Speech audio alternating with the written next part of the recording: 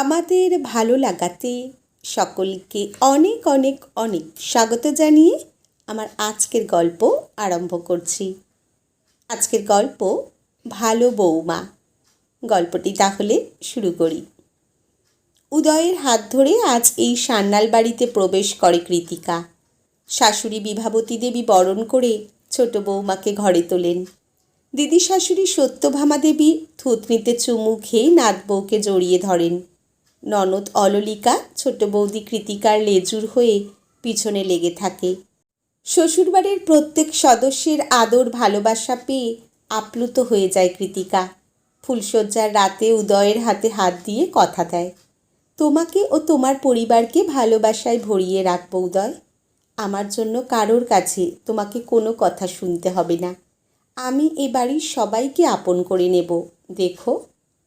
নতুন বউয়ের গাল দুটো টিপে দিয়ে উদয় বলেছিল, সবার কথা ছাড়ো কৃতিকা, এখন শুধু আমার কথা ভাবো। আসলে উদয়ের সঙ্গে কৃতিকার প্রেমের বিয়ে, আর এই বিয়েতে দু পরিবারের একদম মত ছিল না। উদয়ের বাবা সুধর্ণবাবু পেশায় ব্যবসায়ী। বহরমপুর শহরে তাদের বড় ওষুধের দোকান আছে। সেখানে ৩-৪ জন ডাক্তারবাবু নিয়মিত চেম্বার করেন। খুব চালু দোকান। উদয়ের বাবা ও দাদা উত্তম দুজনে পুরো ব্যবসাটা দেখাশোনা করেন। হসপিটাল ম্যানেজমেন্ট পড়ার পর উদয় বহরমপুরে শহরে নামি একটা বেসরকারি নার্সিংহোমে চাকরি পেয়ে গেছে। বাড়িতে ঠাকুমা সত্যভামা দেবী, মা বিভাবতী দেবী, বৌদি সুপ্রীতি ও একমাত্র বোন অললিকাকে নিয়ে তাদের একান্নবর্তী সংসার। সংসারের ক্ষুদে সদস্য উত্তম সুপ্রীতির একমাত্র ছেলে তোজো। চাকুরিরত ছোট ছেলের জন্য বিভাবতী দেবীর বড় বৌমা সুপ্রীতির মতো দেখতে সুন্দরী তথা বাবা মায়ের একমাত্র মেয়ে এমন বৌমা করার ইচ্ছা ছিল। তাহলে বিয়াই বাড়ি থেকে পাওনাপত্র বেশ ভালোই পাওয়া যাবে। উনি নিজে এমন ২-৪টে পাত্রীর সন্ধান করেও রেখেছিলেন, কিন্তু বাদ সাধে উদয়। পরিষ্কারভাবে বাড়িতে মাকে ঠাকুমাকে জানিয়ে দেয় সে কৃতিকাকে ভালোবাসে আর তাকেই বিয়ে করবে। কথাটা শুনেই তেলে বেগুনে জ্বলে ওঠেন সুধর্ণবাবু ও বিভাবতী দেবী দুজনেই। কৃতিকাকে এবং তাদের পরিবারকে দীর্ঘদিন ধরে চেনে উদয়ের পরিবার। তাদের পাশের পাড়ায় বাড়ি কৃতিকাদের। কৃতিকার বাবার বহরমপুরে ইলেকট্রনিক্সের দোকান আছে। এক ভাই কাঞ্চন ১০ম শ্রেণীর ছাত্র ও মা গৃহবধূ। উদয়দের পরিবারের মতো বড়লোক না হলেও মোটামুটি সচ্ছলভাবে দিন কাটে তাদের। কৃতিকার সঙ্গে উদয়ের সেই কোন স্কুলবেলা থেকে প্রেম। দুটো পরিবারের অর্থনৈতিক ব্যবধান কখনো তাদের মাঝে আসেনি। তাই কৃতিকার গ্র্যাজুয়েশন শেষ হওয়ার পরেই উদয় বাড়িতে কৃতিকার কথাটা জানিয়ে দেয়, আর তখনই দুদিক থেকে ঝড় ওঠে। উদয়ের পরিবার পাশের পাড়ার সাধারণ দেখতে সাধারণ পরিবারের মেয়ে কৃতিকাকে ছেলের বউ হিসেবে দেখতে নারাজ। অপরদিকে কৃতিকার বাবা মাও চায় না তাদের একমাত্র মেয়েকে এত বড়লোক অহংকারী নাকুচু পরিবারে বিয়ে দিতে। তবে শেষ পর্যন্ত উদয় কৃতিকার জেদের কাছে নতি স্বীকার করতে হয় দুপক্ষকে। তাদের বিয়েটা পারিবারিকভাবে অনুষ্ঠান করেই সুসম্পন্ন হয়। বিয়ের পর থেকেই কৃতিকা উঠে পড়ে লাগে এই সংসারে ভালো বউয়ের তকমা পেতে। উদয়ের বউ হিসেবে সে যে একদম পারফেক্ট তা প্রমাণ করতে। বিয়ের ১ সপ্তাহের মধ্যেই শাশুড়ির পিছনে পিছনে রান্নাঘরে ঢোকে সে। শাশুড়ি মাও মুচকি হেসে নতুন বৌমাকে হেসেলের দায়িত্ব বাড়ির প্রত্যেক সদস্যের কার কী পছন্দ অপছন্দ বুঝিয়ে দিয়ে সরে পড়েন। কৃতিকাও লেগে পড়ে সবার মনোরঞ্জনে। বিয়ের প্রায় ৬ মাস অতিক্রান্ত হয়েছে। এখন সান্যাল পরিবারে কৃতিকাকে ছাড়া কারোর এক মুহূর্ত চলে না। সবার কাছে কৃতিকা এখন ভালো বৌমা, লক্ষ্মী বৌমা। সকালে বিকালের চা কৃতিকার হাতে ছাড়া খান না তার শ্বশুর শাশুড়ি। কৃতিকার মতো নিরামিষ রান্না নাকি এ বাড়িতে কেউ করতে পারে না। তাই প্রতিদিন দিদি শাশুড়ির রান্নাটা তাকে করতে হয়। আবার মডার্ন রান্নাগুলো ননদের আবদার মতো ইউটিউব দেখে তাকেই বানাতে হয়। দোকানে ভাসুর শ্বশুরের টিফিন তাকে করে দিতে হয়। আবার প্রতি সন্ধেতে বড় যা তোজোকে তার কাছে পড়তে পাঠিয়ে দিয়ে মনের সুখে ফেসবুকে ডুবে থাকে। তোর তো বরাবরই ভালো রেজাল্ট ছোট, উদয়ের মুখে শুনেছি। তোজোর পড়াশোনাটা তুই একটু দেখ না বোন। বড় জায়ের মিষ্টি কথায় সেদিন হ্যাঁ করেছিল সে। তারপর বিষয়টা প্রতিদিনের ব্যাপার হয়ে দাঁড়িয়েছে। এখন শাশুড়ির সমস্ত রকম ফাই ফরমাস তাকে শুনতে হয়। তুমি খুব ভালো মনের মেয়ে ছোট বৌমা, আমার সব কথা শোনো, আমাকে নিজের মায়ের মতো ভক্তি শ্রদ্ধা করো। আর ওই বড় বৌমা বড় লোক বাবার একমাত্র আদরের মেয়ে, শ্বশুর শাশুড়িকে সম্মান করতে জানে না। আমি আশীর্বাদ করি ছোট বৌমা, স্বামী পুত্র নিয়ে তুমি সুখী হও। বাতের যন্ত্রণায় কাতর শাশুড়ির পায়ে আয়ুর্বেদিক তেল মালিশ করতে করতে তার মুখে প্রশংসা শুনে গর্বে বুকটা ফুলে ওঠে কৃতিকার। না, সে পেরেছে শাশুড়ির মন জয় করতে। ওদিকে আরামে চোখ বোঝে বিভাবতী দেবী। এখন বিষয়টা এমন হয়েছে, রান্নাঘরের যাবতীয় দায় দায়িত্ব এসে পড়েছে তার ঘাড়ে। সবাই শুধু সময়ে সময়ে কে কী খাবে অর্ডার করে দেয়। ননদিনী আলোর সবচেয়ে প্রিয় বৌদি সে। প্রায়শই ছোট বৌদি শাড়ি, গয়না, ব্যাগ, জুতো ব্যবহার করে বিছানার উপর ছুঁড়ে ফেলে দিয়ে যায়। পরে সেগুলো সব গুছিয়ে রাখে কৃতিকা। মাঝে মাঝে দুজনে ফুচকা খেতে বের হয়। সেখানে আলো বলে, তুমি কি ভালো ছোট বৌদি, একদম আমার বন্ধুর মতো। ওই বড় বৌদি একদম কুচুটে, স্বার্থপর, আমায় কিছু জিনিস ব্যবহার করতে দেয় না। আমি তোমাকে খুব ভালোবাসি ছোট বৌদি। গর্বে বুকটা ফুলে ওঠে কৃতিকার।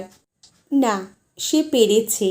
নিজের ঐকান্তিক চেষ্টায় পরিশ্রমে উদয়ের সংসারে নিজেকে গুরুত্ব সহকারে প্রতিষ্ঠা করতে পেরেছে। আজকে সে ভালো বৌমা, ভালো বৌদি, দিদি শাশুড়ির আদরের নাত বউ, জায়ের কাছেও তার আদরের ছোট বোন। কিন্তু এত সুখেও বুকটা চিনচিন করে ওঠে তার। চেষ্টা করেও ভালো স্ত্রী হতে পেরেছে কি? উদয়ের সঙ্গে আজকাল সামান্য কারণে খিটিবিটি লাগছে তার। উদয় যেন বদলে গেছে, আর আগের মতো নেই। দিন দুই আগে রাত্রে দুজনের মধ্যে তুমুল ঝগড়া হয়েছে। দুদিন ধরে দুজনের কথা বন্ধ। বাড়ির অবশ্য কেউ বিষয়টা জানে না। উদয় ভীষণ বিরক্ত তার উপর।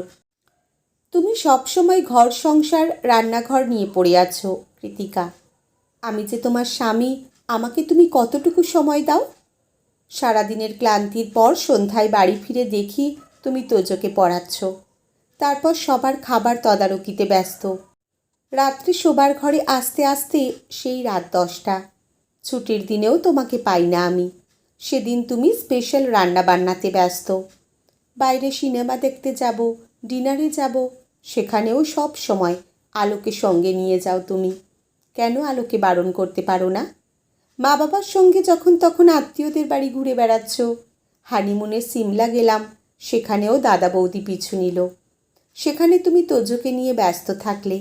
আচ্ছা, আমাদের ব্যক্তিগত জীবন বলে কিছু নেই? সবসময়ই কেউ না কেউ তোমাকে ডাকছে। সবসময় কারোর না কারোর ফাই ফরমাস শুনতে তুমি ব্যস্ত। সেখানে আমার জন্য সময় কোথায়? ভীষণ রাগে সে বলেছিল, বারে, যার জন্য করি চুরি সেই বলে চোর। এটা কেমন কথা?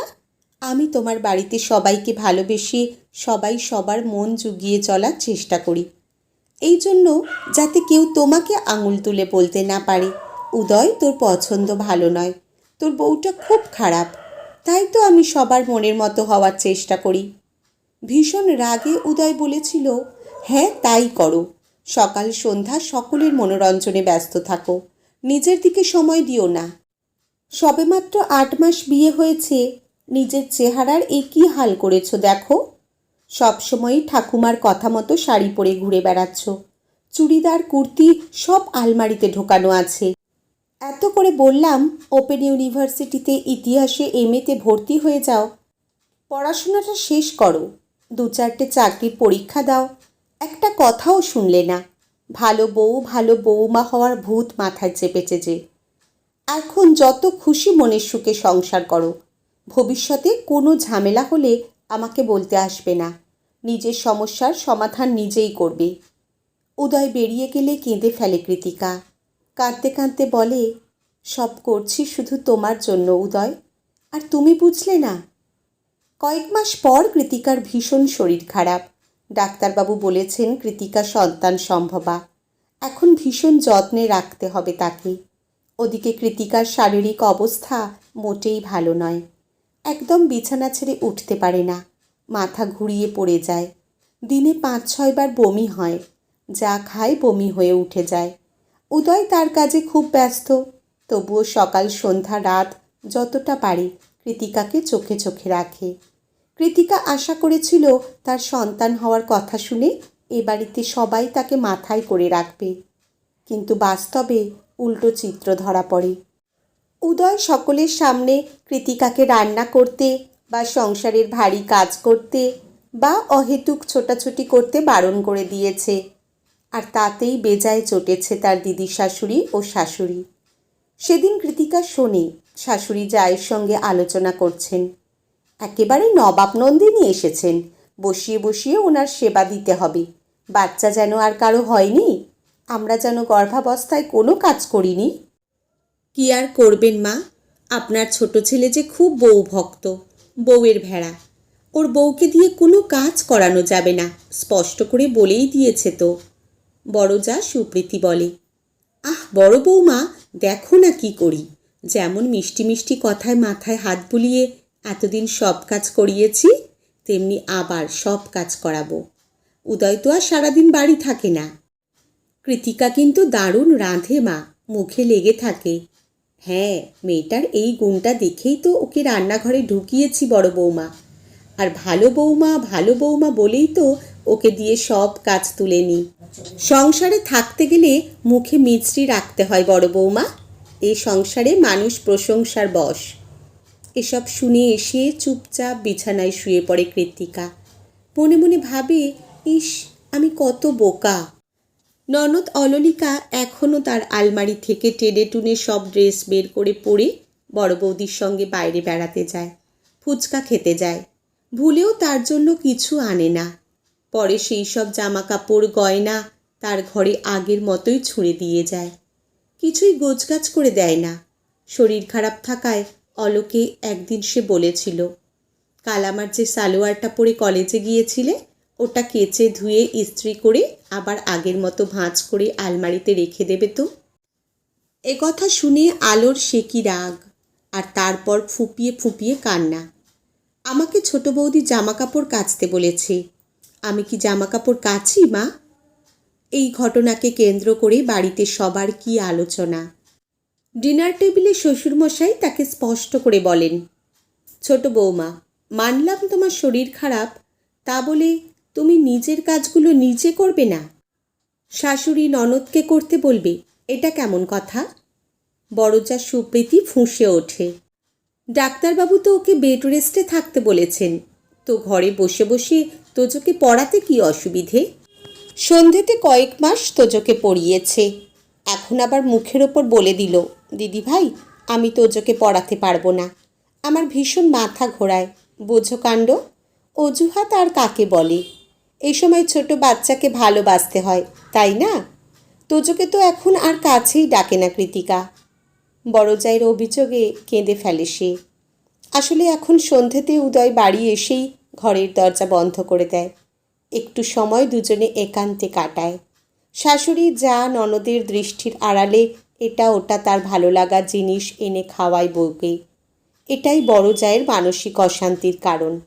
রাত্রে উদয়ের কাছে ভেঙে পড়ে কৃতিকা, কেঁদে কেঁদে অভিযোগ করে, কেউ আমাকে ভালোবাসে না উদয়, সবাই কড়া কড়া কথা বলে।